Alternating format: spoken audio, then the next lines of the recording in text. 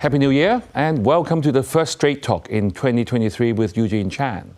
Our guest this evening is Dr. YK Pang, the chairman of the Hong Kong Tourism Board. Dr. Pang has extensive experience in the commercial sector. He is Deputy Managing Director of Jardine Matheson Holdings Limited, a Fortune Global 500 company. He has also dedicated himself to public service and has been recognized by the Hong Kong SAR government for this. He currently chairs the Executive Committee of the Employers Federation of Hong Kong. This evening, our question to Dr. Pang is Hong Kong ready for the return of tourists? Welcome, YK. Happy New Year, Eugene. Thank you for coming. Well, a lot has happened in the last week. We read in the news that the mainland is set to open the borders by the January the 8th. This is a great topic to discuss for the first show because this is something that we've been waiting for, the relaxed epidemic measures both mainland and Hong Kong. But before we go there, can you tell us what are the current landscape for tourism in Hong Kong? Well, tourism is actually a very important pillar of our economy. Although in GDP terms it accounts for only about 4.5%, that is a reflection of how the GDP calculations are made. But in reality and on the ground, it employs directly and indirectly up to about 800,000 people in Hong Kong. In the retail sector, in the dining sector, the hotels, the entire tourism sector. So a lot of families depend on tourism for their livelihood. Also, tourism is also something that is a part of Hong Kong's soul. People come to Hong Kong, visit Hong Kong, and understand our city. Yeah, I mean, you kind of has told us why tourism is so important in Hong Kong. Apart from our livelihood, also this is what Hong Kong is about, isn't it? Services and businesses. In the last 3 years, we saw that the number of visitors' arrivals has plummeted from 55 million in 2019 to 3.6 million in 2020, and further to a mere 100,000 people in 2021. We know this is solely due to the COVID border restrictions. So now that this has removed, there's no reason why these figures will not bounce back. Do you agree? I'm very confident that these figures will bounce back. Hong Kong has always been a magnet for people from all parts of Asia and all around the world, and I think we can regain that position again. Would there be any unknowns that might have influences to happen in terms of pace? Well, I think the pace, it will depend on many factors. It will depend on things like the availability of transportation. The airlines need to gear up. Our own tourism industry also needs to gear up. During these few years of the pandemic, many people have left the trade, found other jobs. So we need to bring back people into this industry and to regain our capacity to serve. Right, YK, in our shows, if you've been watching, we have been talked about there have been a lot of geopolitical tensions over the last couple of years, and some countries have actually set entry restrictions or conditions to travelers from mainland, Hong Kong, Macau, pending, just waiting from this early announcement of we are relaxing the borders. So do you expect this to have any effect on the attractiveness of Hong Kong, because people worry that we are being infected, so to speak? I think in the beginning, there will be visitors who are worried about this, and it's obviously a real concern for many people. But I think time will clearly tell people that Hong Kong is a safe place. We, in fact, have a lot of very strict hygiene measures in Hong Kong. In fact, the Tourism Board had worked with the trade to implement a lot of very strict hygiene control protocols for all of the people in the trade to tell our visitors that, in fact, Hong Kong is a very safe place and that you are not likely to get infected in Hong Kong.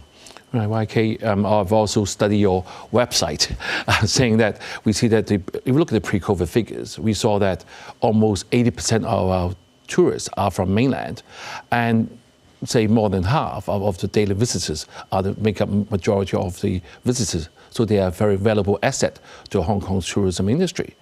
But do you think this will sort of put all our eggs in one basket? Because the reason why I brought that up is DEB chairman Ms. Starry Lee has led 3 business delegations to visit 5 ASEAN countries, and it seems like they are quite responsive to their visits, and they also want to come to Hong Kong. So will the Tourism Board also consider putting some of our promotions to that part of the region? We always have. In fact, we have offices set up in ASEAN countries and also all around the world. And we promote both tourists from all around the world as well as from the mainland. The reason the mainland accounts for such a large proportion of visitors is because we are just next door. The transportation links are so convenient. We have trains, we have ferries. You can basically walk across the border. And so that means that we are so available and we are just connected to the mainland very directly. For the other countries, they need to come by air. So therefore, the number of flights, the air bridges, our airports and their airports all need to be connected together with enough flights for them to bring them here. But we are very confident that as the pandemic subsides and as people regain confidence to travel again, they will all want to come to Hong Kong and also through Hong Kong as a conduit into the Greater Bay Area. Right. So, Chairman, we had touched on a snapshot on the current landscape. So, basically, you are very confident things will come back.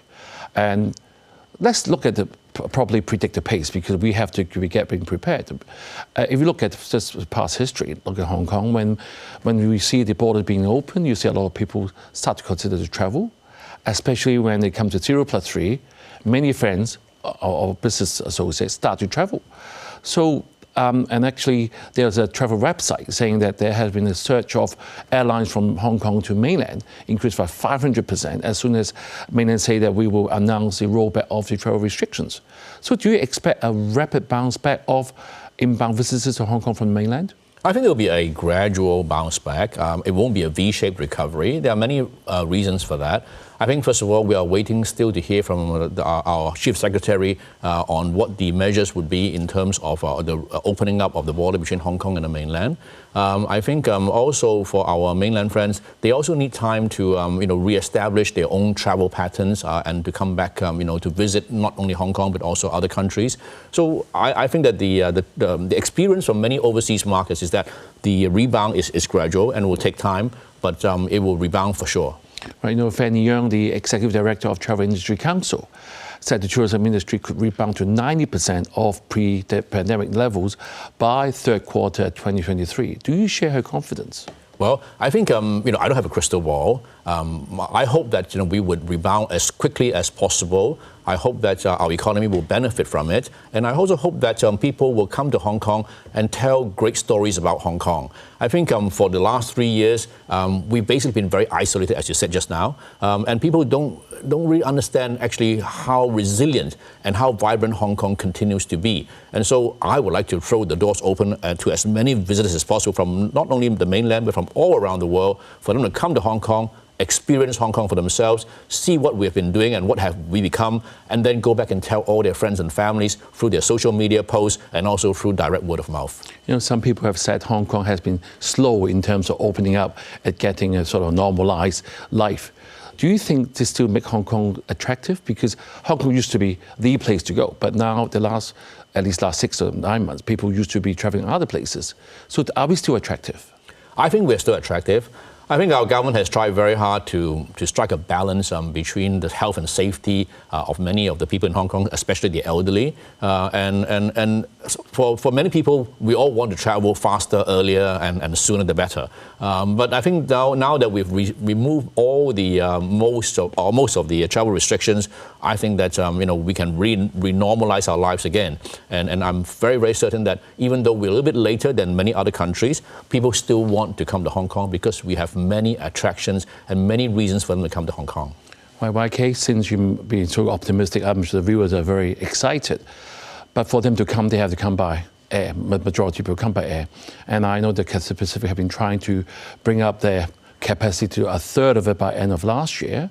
And both Cathay Pacific and Hong Kong Express, our main carriers, say that they will bring back about 90%, hopefully by the end of this year. So is this going to hinder the actual development because it will be like 2 years, like 2024, before it's fully recovered in terms of capacity? How do you anticipate will be our issue? Well, I think that both our own, local airlines, and that includes a new one called GBA Airlines, and of course there's Hong Kong Airlines as well, will bring back capacity as soon as they can because it's in their interest to do so, both to serve Hong Kong and also obviously, financially it makes sense for them to do so. And taking time to bring capacity up is not something that's unique to Hong Kong. It's the same trend from all over the world in other countries. other than our own home-based airlines, there are also a lot of international airlines from all the other countries that also fly to Hong Kong, and also our mainland-based carriers. So there's a huge number of airlines, a huge number of connections to all cities in the world, and I'm sure that they will be re-establishing those as soon as they can, obviously with the crewing and capacity in mind. I'm very confident that this will happen. Right, just to make a quick amendment, it should be 70% by end of 2023. So it's still, to us, not the full capacity, isn't it? But you think it will be all right? It will take time, but I think capacity will increase as soon as it's physically to do so, if it's able to do so. So I think the airlines will do their best to increase capacity. Right, and apart from that, let's look at the actual economic outlook. You know that the global economic activity, you being in business, is slowing down, and basically the inflation is rising worldwide, and the UK is kind of in recession. So how all these factors could affect Hong Kong, because we are pegged to US dollars, so we are more expensive, quote unquote, compared to other cities. Do you think we'll still be attractive? I think so. Now, the economic outlook definitely is a factor, and it will probably discourage certain travelers who are more on a budget from visiting places where the currency is high, like Hong Kong. But I think if we decide to travel to places like Paris or to Rome or to Tokyo, we're not thinking about these places being the cheapest places to go to. In fact, we're going there because the experience is so desirable and so interesting. The food culture or the local environment is so much more fun that we will go anywhere and spend the money. So it's never about how much money, but it's how great value the experience is. And I think that Hong Kong can provide tremendous value. Now, to do so, we all need to work together. Right. I know that tourism is something that sometimes people feel, too many visitors and so on. And we'll try to work with the trade in the future to manage how the tourists spread out around Hong Kong, not to be focused and concentrated in any one particular area at any one time. Right. I think we have a host of different experiences other than shopping and dining, which are our core products, to attract visitors to all over Hong Kong. And we want to spread basically the tourism dollar to as many sectors of our economy as possible, and to give as many jobs and employment to people in Hong Kong as possible. Right, Chairman, let's go to a break now, but stay with us, viewers. We will be right back. Welcome back. Dr. Y.K. Pang, the chairman of our tourism board, is with us this evening, and we have been talking about how prepared Hong Kong is for the return of tourists. So, Chairman, in the first half, we have touched on the snapshot of Hong Kong tourism, how important it is, and then you have shown great confidence in the gradual comeback for Hong Kong, and even with the capacity, you think it will be all right. So let's look at Hong Kong to look at how ready are we for opening up this border. So let's anticipate when the tourists arrive, and hopefully they'll be greeted by the same vibrant, if not more vibrant Hong Kong.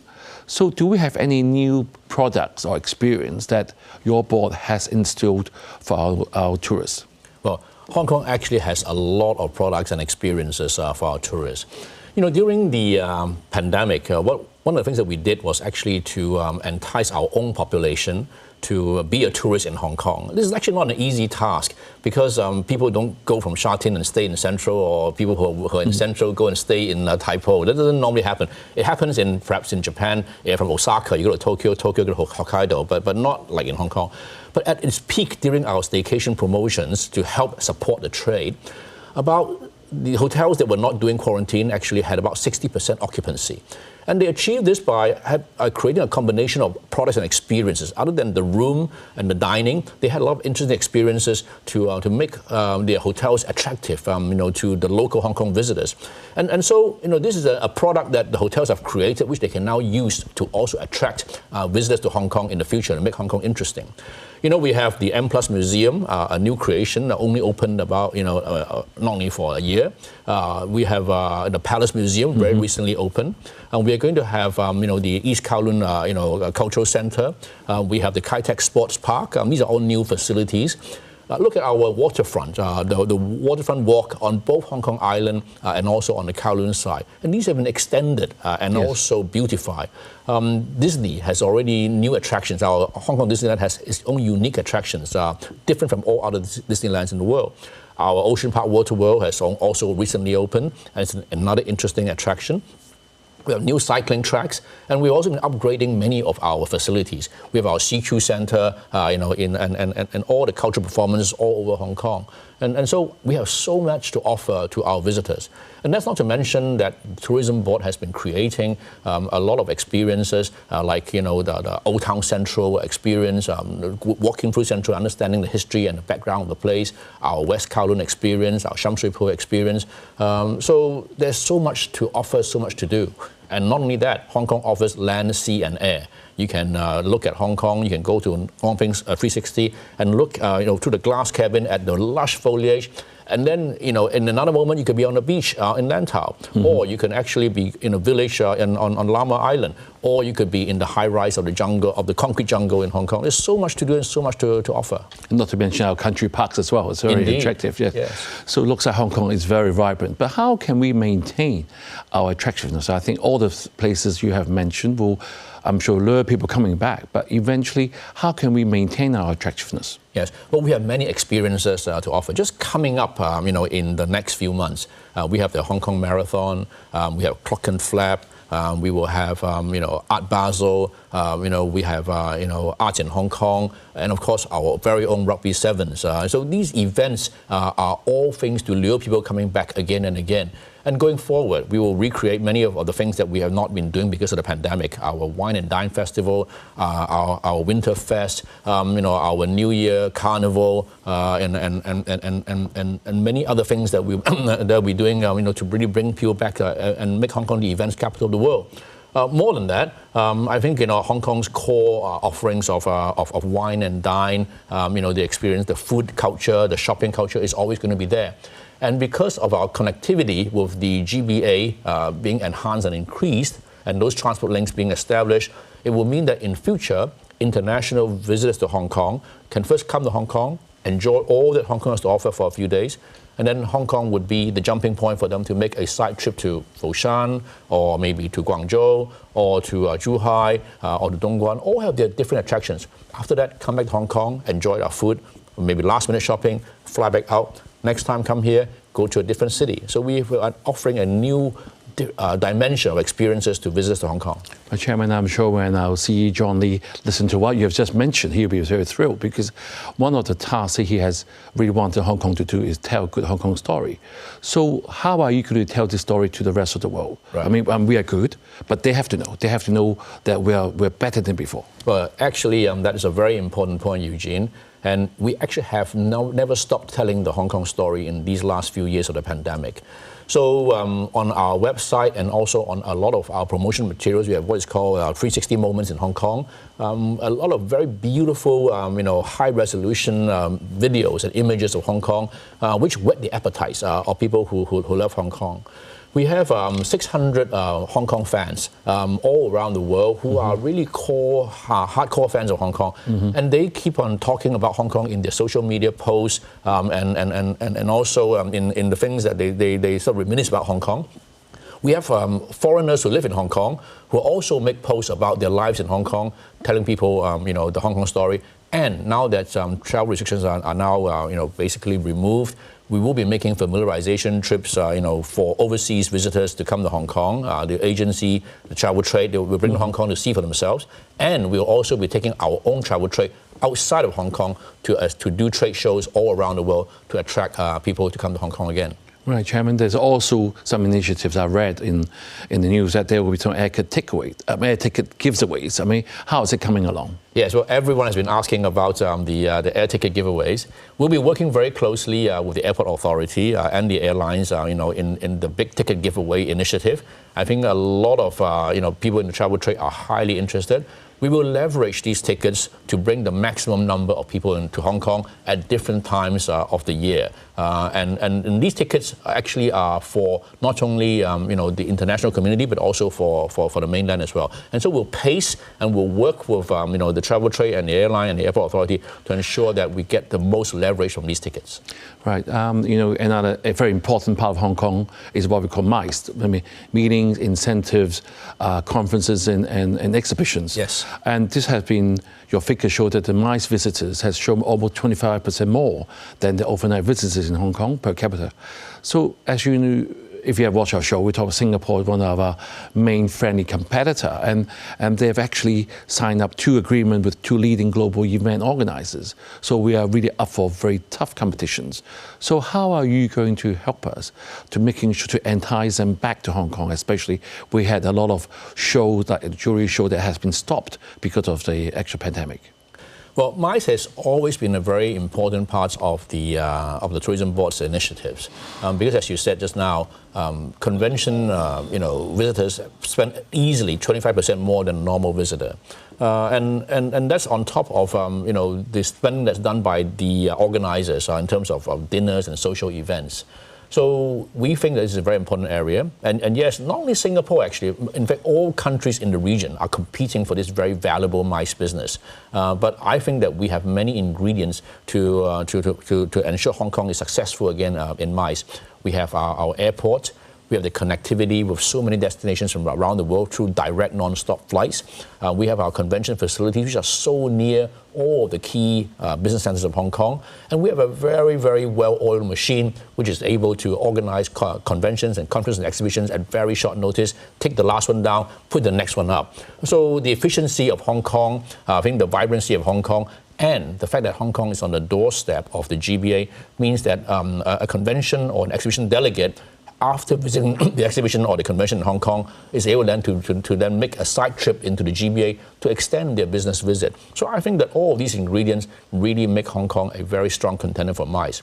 Already, we have actually in the last few months won a number of new conventions to Hong Kong, including the WOW Summit, which is a Web 3.0 summit, first time in Asia.